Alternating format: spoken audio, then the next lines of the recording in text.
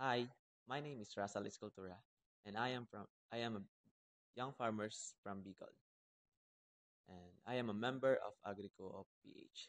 So in 5 days of joining these historical activities and or events, which is the first Asia Pacific Young Farmers Camp and Agri-Olympics.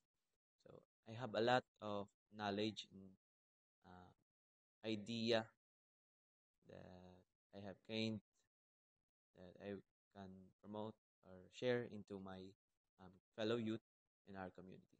So after a year of this event, I would like to have a agroecological um, farm farm that and also it become a learning site for agriculture so that I can um, I can share or educate or in line the my advocacy to the youth that more engagement of youth in agriculture and then also promoting food security.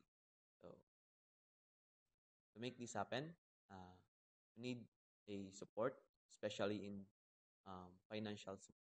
the financial support to uh, have this my vision, which is to have a learning site for agriculture, the agroecological farm.